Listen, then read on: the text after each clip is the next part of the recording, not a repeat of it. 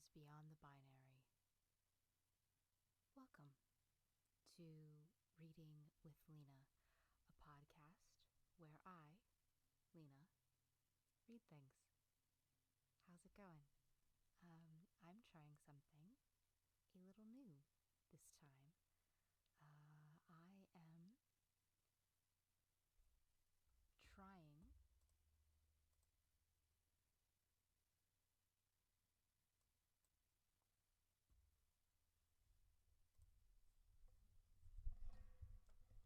what happened here was I realized that I had my microphone on the wrong setting.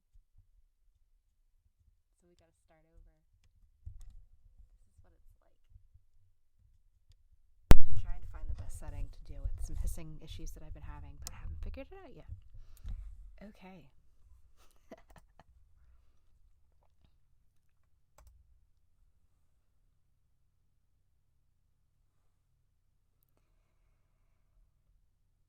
Ladies, gentlemen, and friends beyond the binary, welcome to Reading with Lena, a podcast where I, Lena, read things. How's it going? I hope you're doing well. I am trying something a little different this week. I am trying to make a video of me doing readings. I don't know if this is something, it's probably not something that I'm going to do every week. But I've wanted to get into making video for a while. And I thought, hey, what better way to give that a try than here with this little platform that I have here. So I still haven't decided as of yet now, me speaking. Hopefully by the time I post this I'll have decided. But there will be a video that you can access, hopefully, of to see. I might have it for some tiers, not for others, but we will see. Okay, now I gotta test the audio and see how bad it is, because the waveform is very small.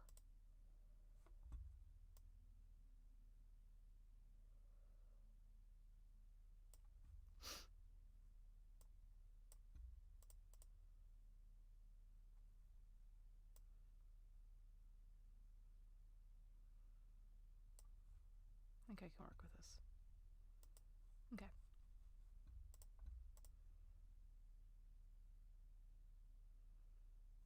Okay. Cool.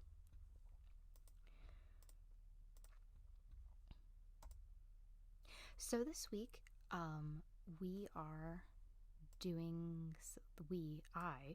am doing something that I have wanted to do for a while. It didn't necessarily occur to me I could do it here for this. This is sort of a how do I want to say this? This is sort of maybe a test run for something that I very much hope we will be able to do through Talking Fish in the coming weeks. Probably months, weeks. Because let's be real, the situation in the world in general is not changing for a while, unfortunately. And that is that's just how it's going to be for a while. So I'm trying to find things to do and things to keep me busy in a creative sense, because I have really, really, really started missing acting and that sort of stuff, and being on stage. I was in a production of Pride and Prejudice that should have already happened. It was supposed to have had happened in May, and it did not happen. So I've been missing that. So this is a very, very roundabout way of saying that I am planning on, this is exclusive, you first you are getting the first scoop on this here now. I am planning on with the rest of the Talking Fish crew, on making little like audio theater. And I think I want to do.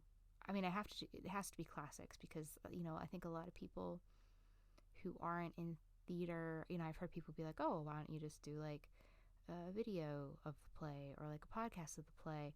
You can't do that unless you have specific rights from the publishing company. It actually doesn't even matter if like you contact the author and the author's like, oh yeah, because a lot of the times that's just not how it works. I've actually seen some authors doing like illegal stuff. They've been like going on Twitter and being like, oh yeah, you have my permission to do this. It's not their permission to give for the most part. So, oops. But yeah, I want to do. I think the very first thing I think we're gonna do is do The Importance of Being Earnest, which is just about my favorite play. It has The Importance of Being Earnest has a very dear place in my heart because it is actually really how I got into acting.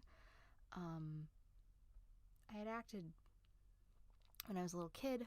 I also got kind of like pulled into doing some improv troupe for like youths when I was in like middle school. But it wasn't necessarily something that I did a lot or really consider to be any sort of like facet of my identity or anything like that.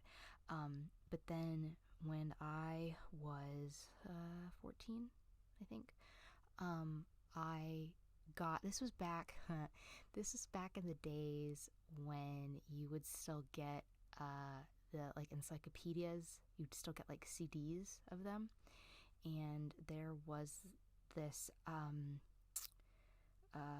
like a library on CD. It would the closest thing I can actually compare it to now would be like Gutenberg. It was a lot of things that are out of copyright, but so they were like books and they were like plays, and it was very, very basic. It was like the CD was really just like a storage CD, and so like you'd I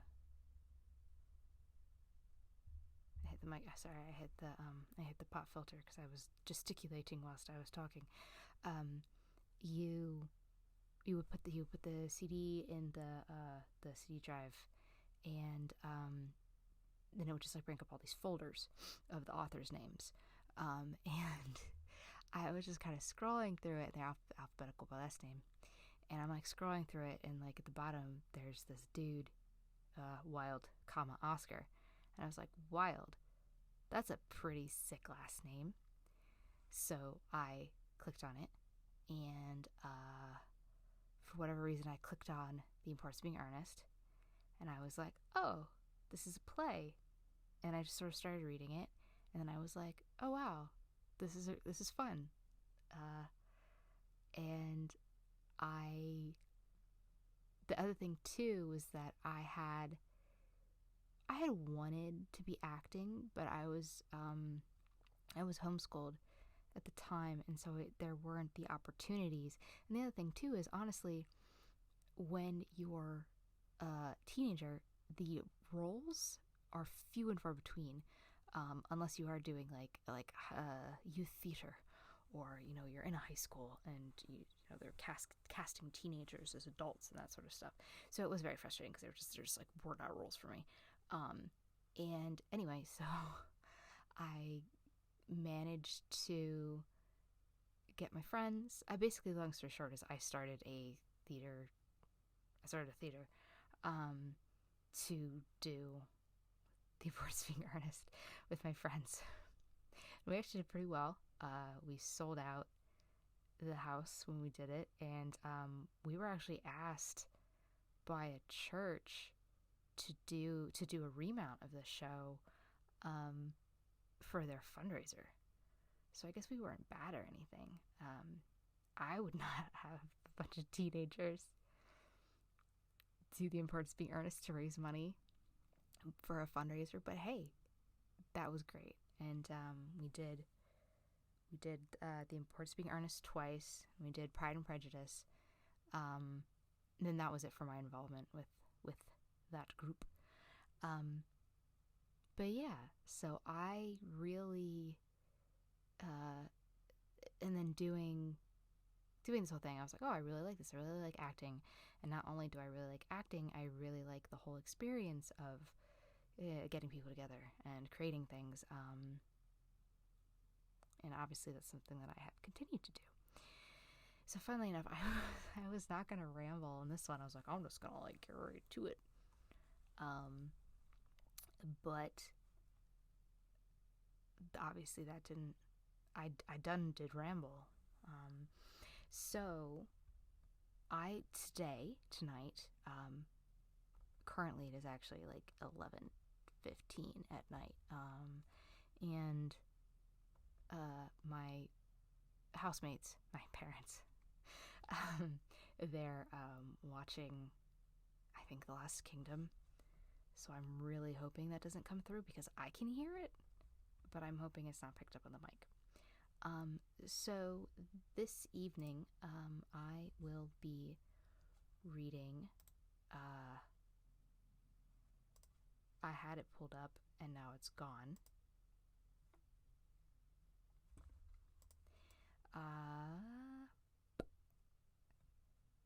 So I should explain. I do that when I know I'm gonna cut.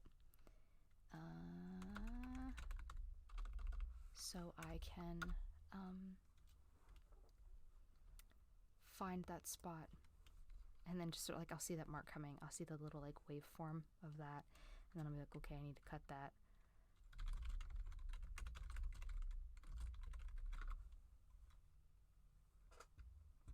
We're searching for the importance of being earnest, so I can actually read it. We want. I do not mean importica, importsina, no. Importance of being earnest. We want to read the book online, HTML. Thank you. Okay. It's gotta look really weird. I'm sorry. Okay. All right. So, this evening, I am reading The Importance of Being Earnest, a Trivial Comedy for Serious People by Oscar Wilde.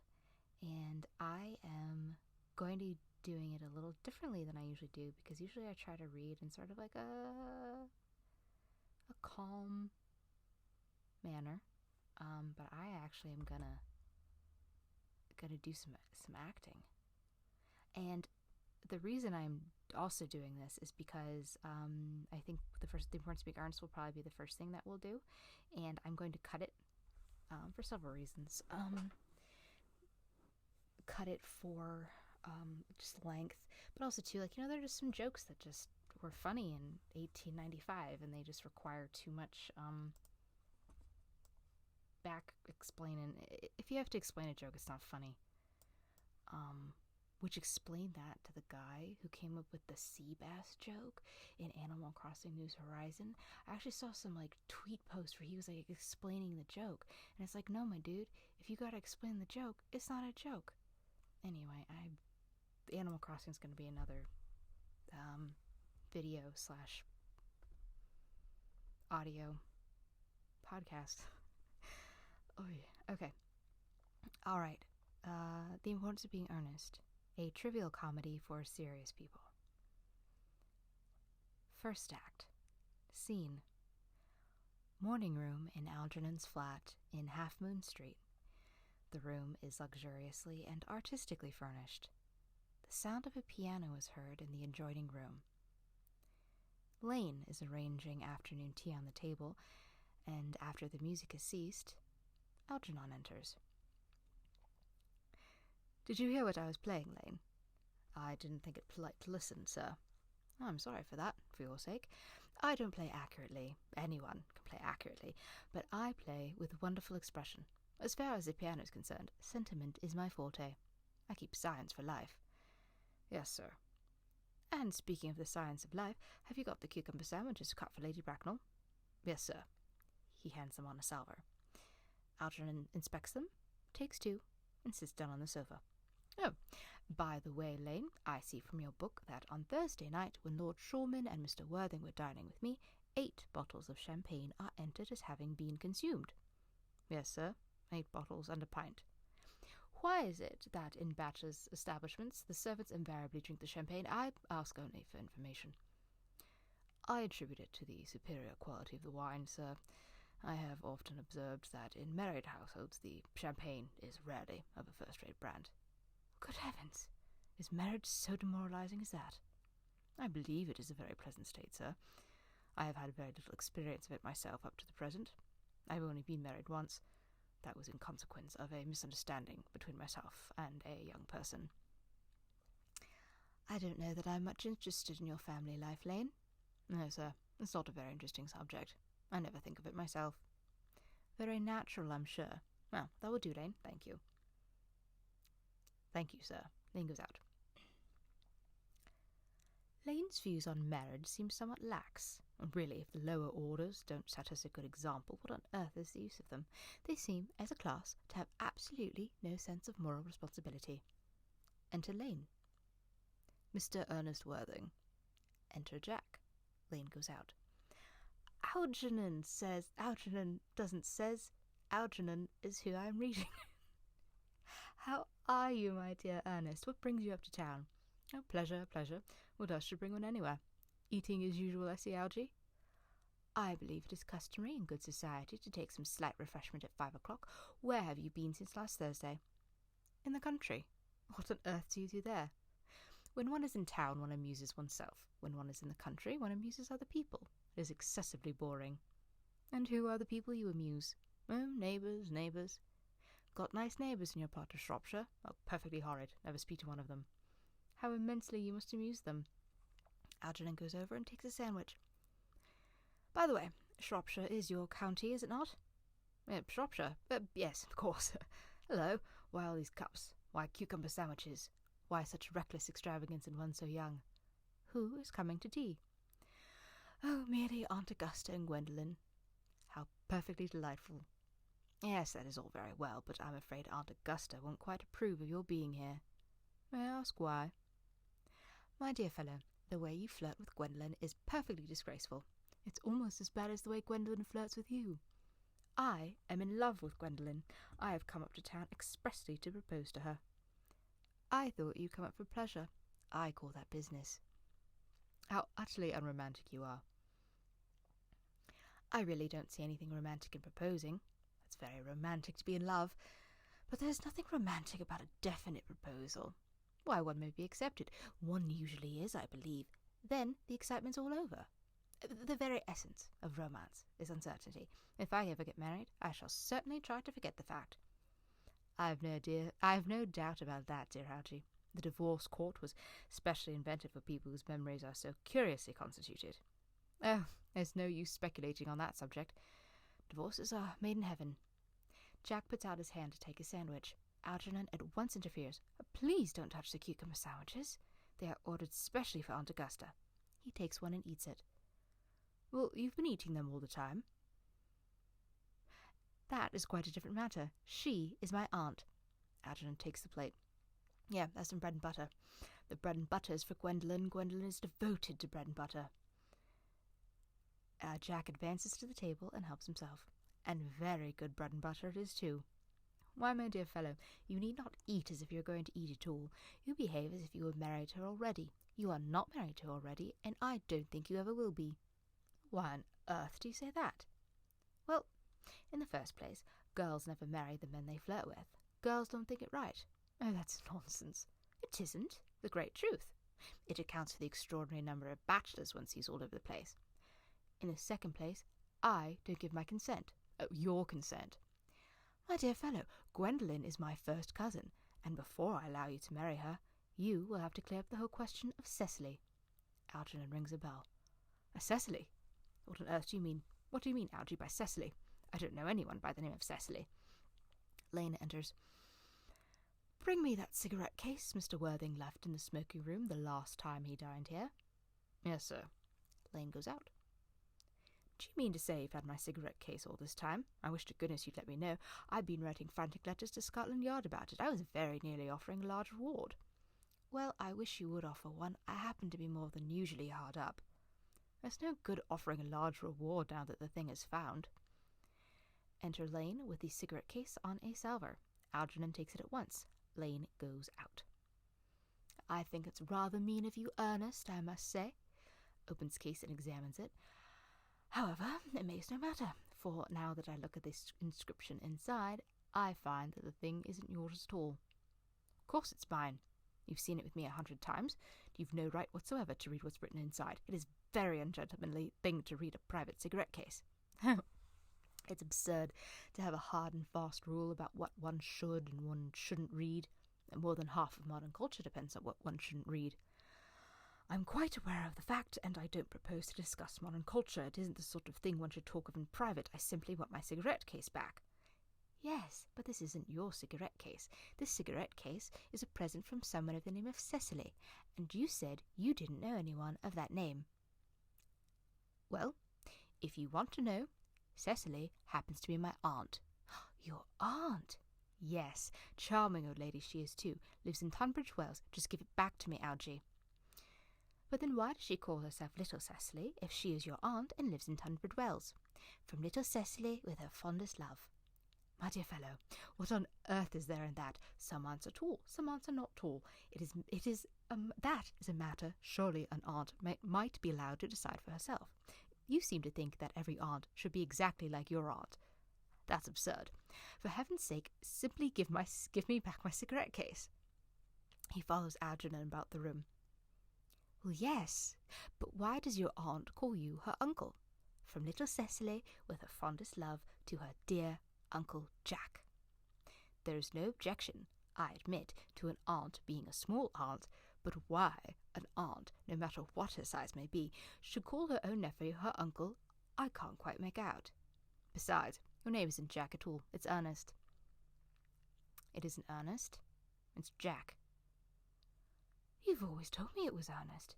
I've introduced you to everyone as Earnest. You answer to the name of Earnest. You look as if your name was Earnest. You are the most earnest-looking person I ever saw in my life. It is perfectly absurd. You're saying that your name isn't Earnest. It's on your cards. Here's one of them, taking it from its case.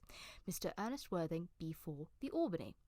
I shall keep this as proof that your name is Ernest if ever you attempt to deny it to me, or to Gwendolen, or to anyone else. He puts the card in his pocket. Well, my name is Ernest in town and Jack in the country, and the cigarette case was given to me in the country. Yes, but that does not account for the fact that your small Aunt Cecily, who lives at Tunbridge Wells, calls you her dear uncle. Come, old boy, you'd much better have the whole thing out at once. My dear Algy, you talk exactly as if you were a dentist.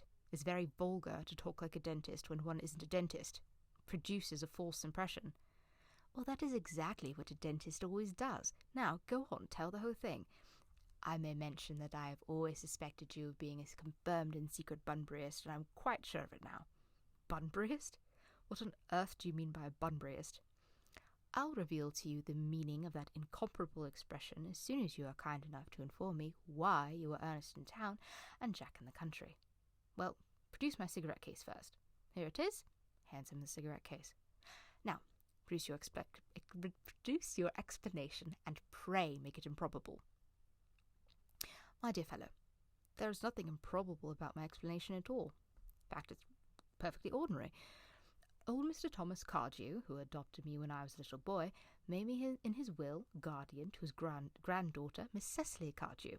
Cecily, who addresses me as her uncle from motives of respect that you could not possibly appreciate, lives at my place in the country under the charge of her admirable governess, Miss Prism. Where is that place in the country, by the way?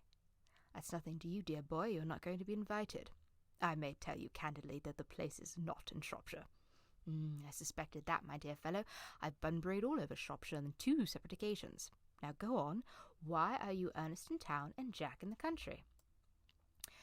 My dear Algy, I don't know whether you will be able to understand my real motives if you're hardly serious enough. When one is placed in the position of a guardian, one has to adopt a very high moral tone on all subjects. It is one's duty to do so. And as a high moral tone can hardly be said to conduce very much to either one's health or one's happiness, in order to get up to town, I have always pretended to have a younger brother of the name of Earnest, who lives in the Albany and gets into the most dreadful scrapes. And that, my dear Algy, is the whole truth, pure and simple. The truth is rarely pure and never simple. Modern life would be very tedious if it were either, and modern literature a complete impossibility. That wouldn't be at all a bad thing.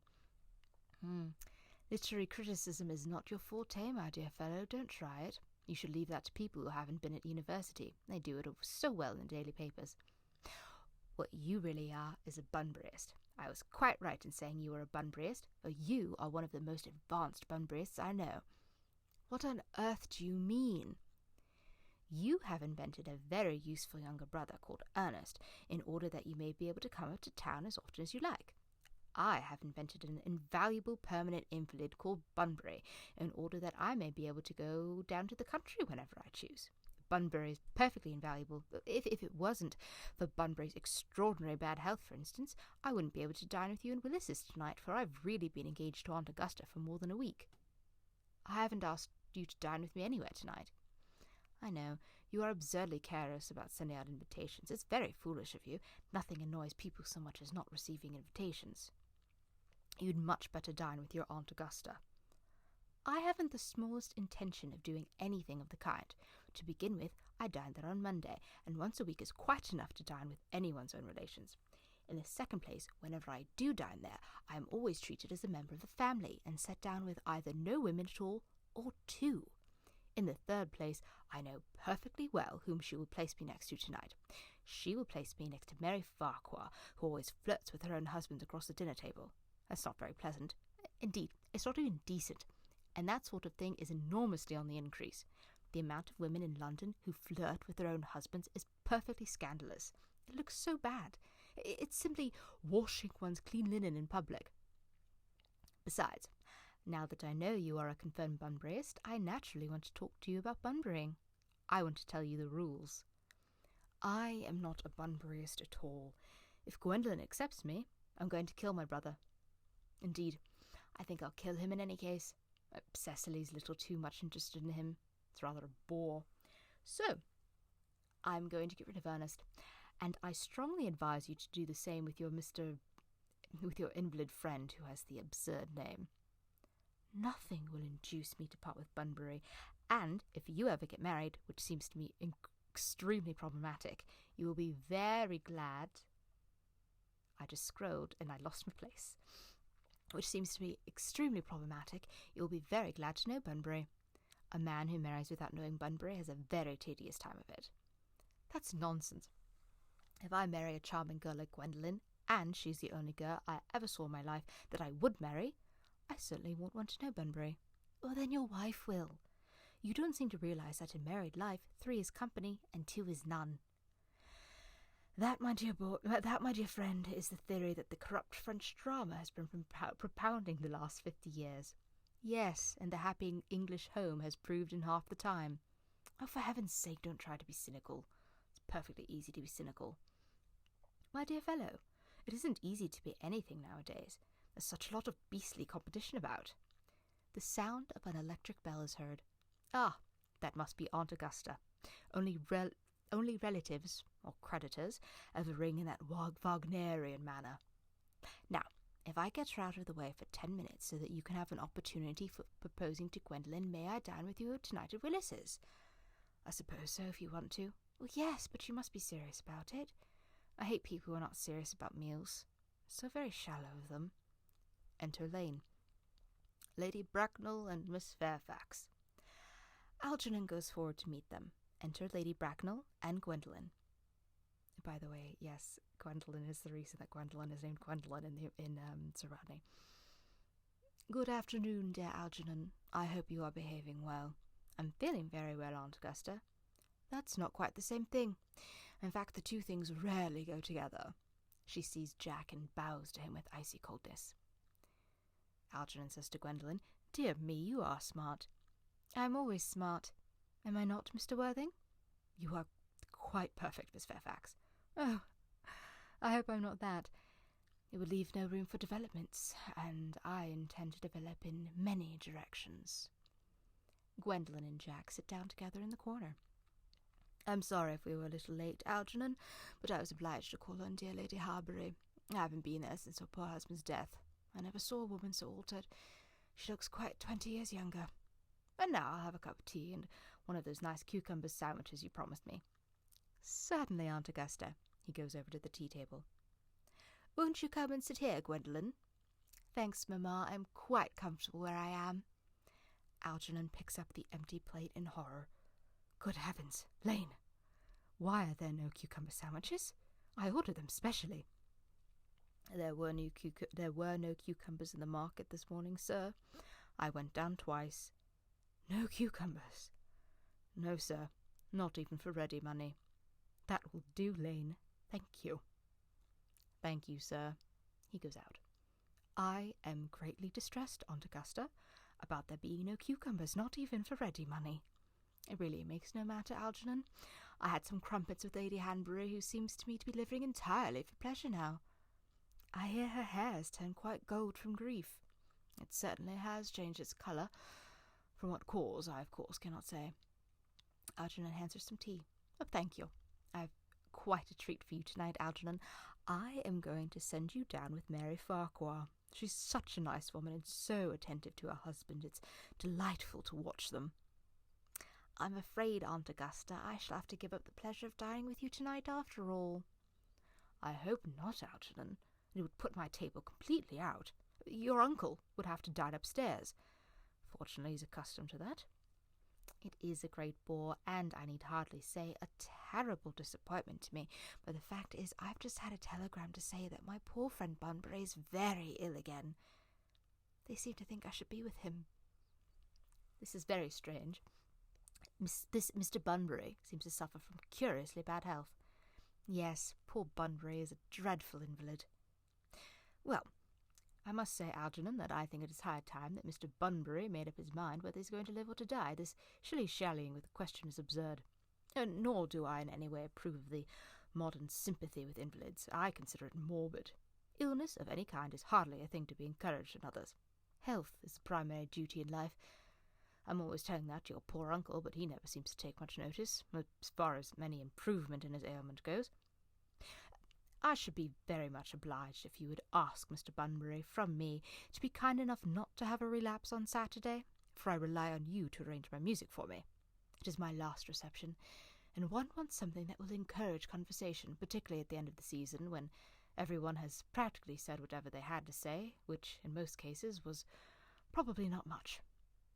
I'll speak to Bunbury, Aunt Augusta, if he is still conscious, and I think I can promise you he'll be all right by Saturday. Of course, the music is a great difficulty. You see, if one plays good music, people don't listen, and if one plays bad music, people don't talk. But I'll run over the programme I've drawn out, if you'll kindly come into the next room for a moment." "Thank you, Algernon. It's very thoughtful of you." She rises and follows Algernon. "I am sure the programme will be delightful after a few expurgations.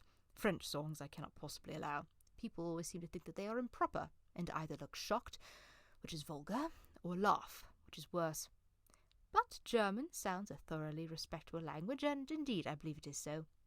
Gwendolen, you will accompany me." "Certainly, Mamma." Lady Bracknell and Algernon go into the music room. Gwendolen remains behind. "Charming day it has been, Miss Fairfax." "Pray don't talk to me about the weather, Mr. Worthing. Whenever people talk to me about the weather, I always feel quite certain that they mean something else, and that makes me so nervous." I do mean something else." "I thought so. In fact, I am never wrong." "And I would like to be allowed to take advantage of Lady Bracknell's temporary absence." "I would certainly advise you to do so. Mamma has a way of coming back suddenly into a room that I have often had to speak to her about." "Miss Fairfax, ever since I met you, I have admired you more than any girl I have ever met since I met you." "Yes, I'm quite well aware of the fact, and I often wish that in public, at any rate, you'd been more demonstrative. For me, you've always had an irresistible fascination. Even before I met you, I was far from indifferent to you. Jack looks at her in amazement. We live, as I hope you know, Mr. Worthing, in an age of ideals. The fact is constantly mentioned in the more expensive monthly magazines, and has reached the provincial pulpits, I am told. And my idea has always been to love someone of the name of Earnest. Oh, there's something in that name that inspires absolute confidence. The moment Algernon first mentioned to me that he had a friend called Earnest, I knew I was destined to love you. You really love me, Gwendolen, passionately. Darling, you don't know how happy you've made me. My own Earnest. But, you don't really mean to say that you couldn't love me if my name wasn't Earnest. But your name is Earnest. Yes, I know it is, but, supposing it was something else, do you mean to say you couldn't love me then? Oh, that is clearly a metaphysical speculation, and like most metaphysical speculations, has very little reference at all to the actual facts of real life, as we know them. Personally, darling, to speak quite candidly, I don't much care about the name of Earnest. I don't think the name suits me at all. It suits you perfectly. It is a divine name. It has a music of its own. It produces vibrations. Well, really, Gwendolen, I must say that I think there are lots of other much nicer names. I think Jack, for instance, a charming name. Jack. No, there is very little music the name of Jack, if any at all, indeed. It does not thrill. It produces absolutely no vibrations. I have known several Jacks, and they are all, without exception, more than usually plain. Besides, Jack is a notorious domesticity for John, and I pity any woman who is married to a man called John. She would probably never be allowed to know the entrancing pleasure of a single moment's solitude. No, the only really safe name is Earnest. Gwendolen, I must get christened at once. I mean we must get married at once. There's no time to be lost. Married, Mr. Worthing? Well, surely you know that I love you, and you led me to believe, Miss Fairfax, that you were not absolutely indifferent to me. I adore you, but you haven't proposed to me yet. Nothing at all has been said about marriage. The subject has not even been touched on. Well, may I propose to you now? I think it would be an admirable opportunity, and to spare you any possible disappointment, Mr. Worthing, I think it only fair to tell you quite frankly beforehand that I am fully determined to accept you. Gwendolen! Yes, Mr. Worthing, what have you got to say to me? You know what I have got to say to you. Yes, but you don't say it. Jack gets on his knees. Gwendolen, will you marry me? Of course I will, darling. How long you've been about it. I'm afraid you've had very little experience in how to propose. My own one, I've never loved anyone in the world but you. Well, yes, but men often propose for practice. I know my brother Gerald does. All my friends tell me so. What wonderfully blue eyes you have, Earnest. They are quite blue. I hope you will always look at me just like that, especially when there are other people present. Lady Bracknell enters. Mr. Worthing, rise, sir, from the semi-recumbent posture. It is most indecorous. Mamma, Jack tries to rise, but Gwendolen restrains him. I must beg you to retire. This is no place for you. Besides, Mr. Worthing was not quite finished yet. Finished what, may I ask? I am engaged to Mr. Worthing, Mamma. They rise together. Pardon me, you are not engaged to anyone. When you do become engaged to someone, I, or your father, should his health permit him, will inform you of the fact. An engagement should come on a young girl as a surprise, pleasant or unpleasant as the case may be. It is hardly a matter that she should be allowed to arrange for herself. And now I have a few questions to put to you, Mr. Worthing. While I'm making these inquiries, you, Gwendolen, will wait for me below in the carriage. Mamma! In the carriage, Gwendolen. Gwendolen goes to the door. She and Jack blow kisses at each other behind Lady Bracknell's back. Lady Bracknell looks vaguely about as if she could not understand what the noise was. She finally turns around. "Gwendolen, the carriage!" "Yes, Mamma." She goes out, looking back at Jack. Lady Bracknell sits down. "You can take a seat, Mr. Worthing." She looks in her pocket for a notebook and pencil. "Thank you, Lady Bracknell. I prefer standing." "I feel bound to tell you that you are not down on my list of eligible young men, although I have the same list as the dear Duchess of Bolton has. We work together, in fact. However, I am quite ready to enter your name, should your answers be what a really affectionate mother requires. Do you smoke?" "Well, yes, I must admit that I smoke." "I'm glad to hear it. A man should always have an occupation of some kind. There are far too many idle men in London as it is." "How old are you?" 29. A very good age to be married at. I've always been of the opinion that a man who desires to get married should know either everything or nothing. Which do you know?" "I know nothing, Lady Bracknell." "I am pleased to hear it. I do not approve of anything that tampers with natural ignorance. Ignorance is like a delicate, exotic fruit. Touch it, and the bloom is gone. The whole theory of modern education is radically unsound. Fortunately, in England at any rate, education produces no effect whatsoever. If it did, it would prove a serious danger to the upper classes, and probably leads to acts of violence in Grosvenor Square. What is your income?" Between 7,000 and 8,000 a year." She makes a note in her book. "In land or investments?"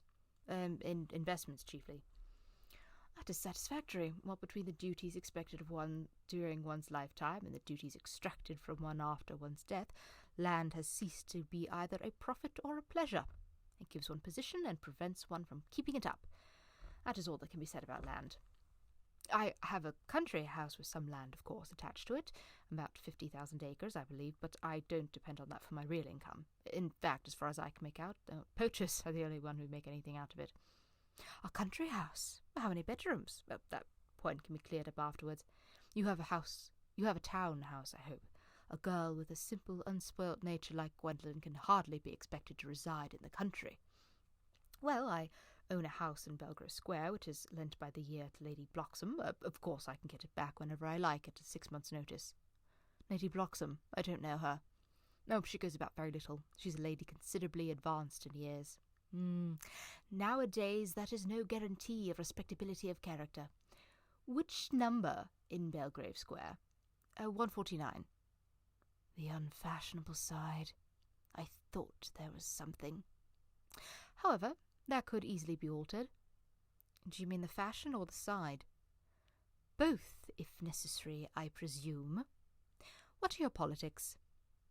"Well, I'm afraid I really have none. I'm a Liberal Unionist. Oh, they count as Tories. They dine with us, or come in the evening at any rate. Now to minor matters. Are your parents living?" "I have lost both my parents." "To lose one parent, Mr. Worthing, may be regarded as misfortune. To lose both looks like carelessness. Who's your father?" "He was evidently a man of some wealth. Was he born in what the radical papers call the purple of commerce, or did he rise from the ranks of the aristocracy?" "I'm afraid I don't really know. The fact is, Lady Bracknell, I said I had lost my parents. It would be nearer to the truth to say that my parents seem to have lost me. I don't really know who I am by birth. I was found." "Found?" "The late Mr. Thomas Cardew, a gentleman of very charitable and kindly disposition, found me, and gave me the name of Worthing, because he happened to have a first-class ticket for Worthing in his pocket at the time. Worthing is a place in Sussex. It is a seaside resort." "And where did the charitable gentleman who had a first-class ticket for the seaside resort find you?" "In a handbag." "A handbag?" "Yes, Lady Bracknell. I was in a handbag, a somewhat large, black leather handbag with handles on it. An ordinary handbag, in fact." "In what locality did this Mr. Thomas Cardew come across this ordinary handbag?" In the cloakroom at Victoria Station. It was given to him in mistake for his own. The cloakroom at Victoria Station. Yes. The Brighton line. The line is immaterial. Mr. Worthing, I confess I feel somewhat bewildered by what you have just told me. To be born, or at any rate bred, in a handbag, whether it had handles or not, seems to me to display a contempt for the ordinary decencies of family life that reminds one of the worst excesses of the French Revolution. And I presume you know what that unfortunate movement led to? As for the particular locality in which the handbag was found, a cloakroom at a railway station might serve to conceal a social indiscretion, has probably indeed been used for that purpose before now, but it could hardly be regarded as an assured basis for a recognized position in good society. May I ask you, then, what you would advise me to do? I need hardly say I would do anything in the world to ensure Gwendolyn's happiness. I would strongly advise you, Mr. Worthing, to try and acquire some relations as soon as possible, and to make a definite effort to produce, at any rate, one parent of either sex before the season is quite over. Well, I don't see how I could possibly manage to do that. I can produce the handbag at any moment. It's just in my dressing room at home. I really think that should satisfy you, Lady Bracknell. Me, sir? What is it to do with me? You can hardly imagine that I and Lord Bracknell would dream of allowing our only daughter, a girl brought up with the utmost care, to marry into a cloakroom and form an alliance with a parcel. Good morning, Mr. Worthing. Lady Bracknell sweeps out in majestic indignation. Good morning. Algernon, from the other room, strikes up the wedding march. Jack looks perfectly furious and goes to the door. Oh, for goodness sakes, don't play that ghastly tune, Algy. How idiotic you are. The music stops and Algernon enters cheerily. Didn't it go off all right, old boy? You didn't mean to say Gwendolen refused you. I know, it's a way she has. She's always refusing people. I think it's most ill-natured of her. Gwendolen's right as a trivet. As far as she's concerned, we're engaged. Her mother is perfectly unbearable. Never met such a gorgon. I don't really know what a gorgon's like, but I'm quite sure that Lady Bracknell is one. Well, in any case, she's a monster without being a myth, which is rather unfair. I beg your pardon, Algy. I suppose I shouldn't talk about your own aunt in that way before you. My dear boy, I love hearing my relations abused. It's the only thing that makes me put up with them at all. Relations are simply a tedious pack of people who haven't got the remotest knowledge of how to live, nor the smallest instinct about when to die. Oh, that's nonsense. It isn't. Well, I won't argue about the matter. You always want to argue about things. That's exactly what things were originally made for. Upon my word, if I thought that, I'd shoot myself. You don't think there's any chance of Gwendolen becoming like her mother in about 150 years, do you, Algy? All women become like their mothers. That is their tragedy. No man does. That's his. Isn't that clever? It's perfectly phrased, and quite as true as any observation in civilized life should be. I'm sick to death of cleverness. Everyone is clever nowadays. You can't go anywhere without meeting clever people. The thing has become an absolute public nuisance. I wish to goodness we had a few fools left. Oh, we have. I should extremely like to meet them. What do they talk about? The fools? Oh, about the clever people, of course. What fools. By the way, did you tell Gwendolen the truth about your being Ernest in town and Jack in the country? My dear fellow, the truth isn't quite the sort of thing one tells to a nice, sweet, refined girl. What extraordinary ideas you have about the way to behave to a woman. The only way to behave to a woman is to make love to her if she is pretty, and to someone else if she is plain. Oh, that's nonsense. What about your brother? What about the profligate Earnest? Oh, before the end of the week I shall have got rid of him. I'll say he died in Paris of apoplexy. Lots of people die of apoplexy quite suddenly, don't they? Well, yes, but it's hereditary, my dear fellow. It's the sort of thing that runs in families. You had much better say a severe chill. You are sure a severe chill isn't hereditary or anything of that kind? Of course it isn't. Oh, very well, then. My poor brother Ernest to be carried off suddenly in Paris by a severe chill. Ah, that gets rid of him. But I thought you said that Miss Cardew was a little too much interested in your poor brother Ernest. Won't she feel his loss a good deal? Oh, that's all right. Cecily is not a silly, romantic girl, I am glad to say. She's got a capital appetite, goes on long walks, and pays absolutely no attention at all to her lessons. I would rather like to see Cecily. I will take very good care you never do. She is excessively pretty, and she is only just 18. Have you told Gwendolen yet that you have an excessively pretty ward who is only just 18? One doesn't blurt these things out, people. Cecily and Gwendolen are perfectly certain to be extremely great friends. I'll bet you anything you like that half an hour after they've met, they will be calling each other sister. Women only do that when they have called each other lots of other things first. Now, my dear boy, if we want to get a good table at Willis's, we really must go and dress. Do you know it's nearly 7? Oh, it's always nearly 7. Well, I'm hungry. I never knew you when you weren't. Well, what shall we do after dinner? Go to the theatre? Oh, no, I loathe listening. Well, let us go to the club. Ugh, no, I hate talking. Well, we might trot round to the Empire at 10. Oh, no, I can't bear looking at things. It's so silly. Well, what shall we do? Nothing. It's awfully hard work doing nothing. However, I don't mind hard work where there is no definite object of any kind. Enter Lane. Miss Fairfax. Enter Gwendolen. Lane goes out. Gwendolen, upon my word. Algy, kindly turn your back. I have something very particular to say to Mr. Worthing. Really, Gwendolen, I don't think I can allow this at all. Algy, you always adopt a strictly immoral attitude towards life. You're not quite old enough to do that. Algernon retires to the fireplace. My own darling. Ernest, we may never be married. From the expression on Mamma's face, I fear we never shall. Few parents nowadays pay any regard to what their children say to them. The old-fashioned respect for the young is fast dying out. Whatever influence I had over Mamma, I lost at the age of 3. But, although she may prevent us from becoming man and wife, and I may marry someone else and marry often, nothing she can possibly do can alter my eternal devotion to you. Dear Gwendolen, the story of your romantic origin, as related to me by Mamma, with unpleasing comments, has naturally stirred the deeper fibres of my nature. Your Christian name has an irresistible fascination. The simplicity of your character makes you exquisitely incomprehensible to me. Your town address at the Albany I have. What is your address in the country? The Manor House, Woolton, Hertfordshire. Algernon, who has been carefully listening, smiles to himself and writes the address on his shirt cuff. Then he picks up the railway guide.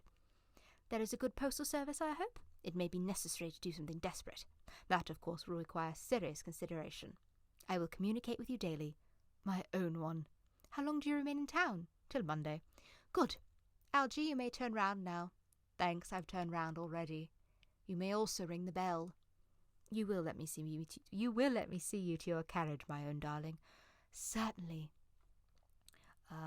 Jack says to Lane, who now enters, I will see Miss Fairfax out. Yes, sir. Jack and Gwendolen go off. Lane presents several letters on a salver to Algernon. It is to be surmised that they are bills, as Algernon, after looking at the envelopes, tears them up. A glass of sherry, Lane. Yes, sir. Tomorrow, Lane, I am going Bunburying. Yes, sir. I shall probably not be back until Monday. You can put up my dress clothes, my smoking jacket, and all the Bunbury suits. Yes, sir. He hands him a sherry. I hope tomorrow will be a fine day, Lane. It never is, sir. Lane, you are a perfect pessimist. I do my best to give satisfaction, sir. Enter Jack. Lane goes out. There's a sensible, intellectual girl. The only girl I ever cared for in my life. Algernon is laughing immoderately. What on earth are you so amused at? Oh, I'm just a little anxious about poor Bunbury, that's all. If you don't care, your friend Bunbury will get you into a serious scrape some day. I love scrapes. They're the only thing that are never serious. That's nonsense, Algy. You never talk anything but nonsense. Nobody ever does. Jack looks indignantly at him and leaves the room. Algernon lights a cigarette, reads his shirt cuff, and smiles. Act drop. Oh, Lord, that was like an hour. So I probably should have broken that up into 2 pieces because it's a lot to do all of the voices in Act 1 of The Importance of Being Earnest. But yeah, so coming up next will be Act 2. I played Gwendolyn in The Importance of Being Earnest, both times when we did it. I was originally supposed to play Cecily, and then the actress who was going to play Cecily had to drop out. And I think at the time we figured it'd be easier to find a Cecily than a Gwendolyn, and so I took the role. But yeah, so Gwendolyn is my... I still to this day say, it produces vibrations. But yeah, so hopefully you enjoyed that. I know it's something a little different than what I usually do. But yeah, until next time. Until next time. I never know what to say at the end. I always forget before I always when I get to that part, I'm always I need to think of an outro for once and for all. I still haven't. Oh, it's midnight now. Okay, cool. Well, thank you for watching. I'm not entirely sure what I'm going to do with this.